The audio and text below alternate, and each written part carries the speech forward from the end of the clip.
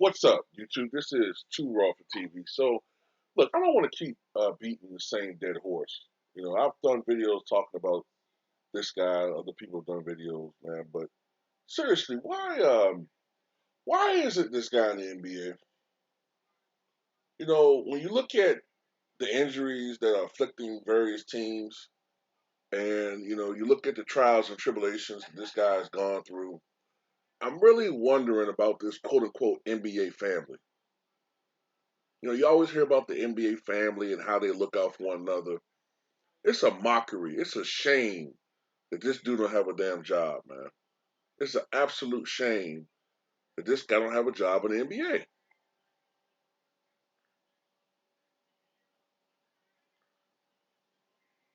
I mean, I've done videos talking about DeMarcus Cousins, right, and why he doesn't have a job. Why doesn't he have a job in the NBA? Why is no team looking at this guy? And people tell me, well, it's his attitude and reputation. But you can't make that excuse. You can't make that argument with Isaiah Thomas. Okay. Um, this guy is not that far removed from being top four in MVP voting as an MVP caliber candidate. He's only 4 years removed from that. Okay. And then I hear people say, oh man, well, I mean, but he can't play defense. So what?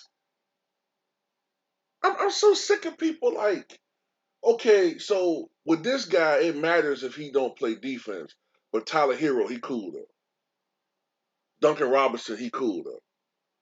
The same Duncan Robinson laid the egg last night, and nobody gonna say anything about that.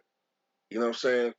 Certain people, it's okay they don't play defense. Steve Nash, Hall of Fame point guard, horrible defender.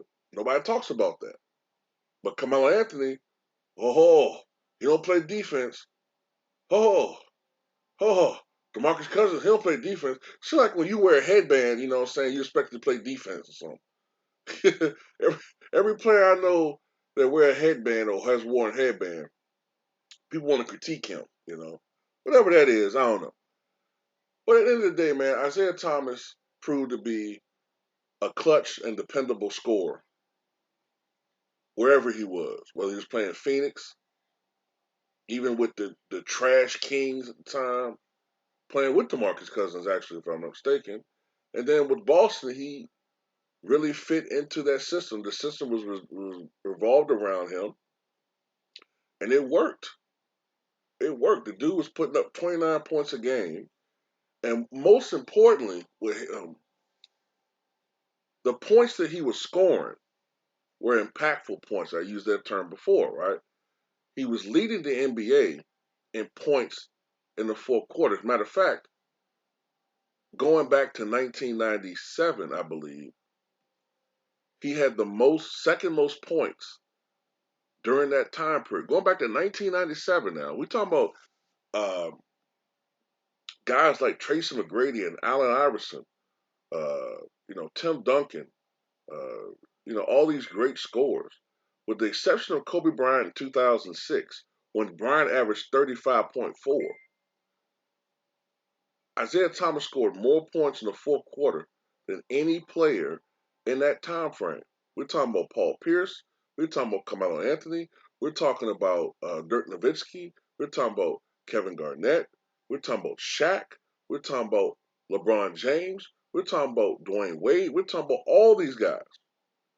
He scored more points that season in the fourth quarter than anybody else during that 20 still to this day, that 25 a year or so time frame. So this was a big time score, man. People got it twisted. And now all of a sudden he's not good enough to play in the NBA.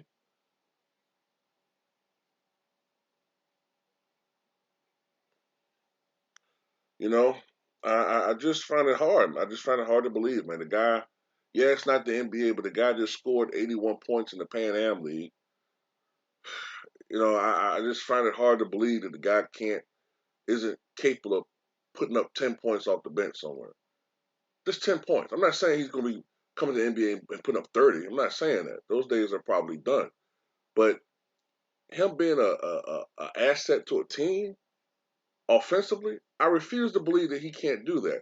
That's how you know a lot of politics is involved in this stuff, man. Like whenever somebody just get like a bad reputation for whatever reason, with him it must be, well, injuries just robbed him of his ability, so we can't take a chance on this guy. It's BS, man. And what really bothers me is that everybody always talk about how these players all have bad attitudes.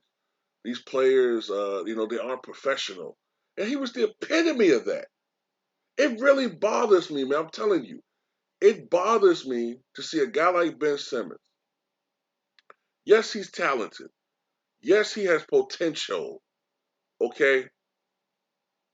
But it really bothers me how a guy like Ben Simmons, who has been lackluster when it comes to maximizing his true potential, get all these passes, get to feed mental illness, which is a huge, huge insult to people who really suffer from that. This scumbag gets all these passes and all these praise in the media for what he can potentially do. Potentially do. Whereas a guy like Isaiah Thomas maximized his ability to the fullest, did everything right, was the company man, the epitome of a company man, played when he didn't want to play, played when anybody else would not have played.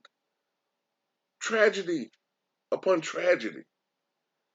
And went out there and performed, and not only just performed, but excelled.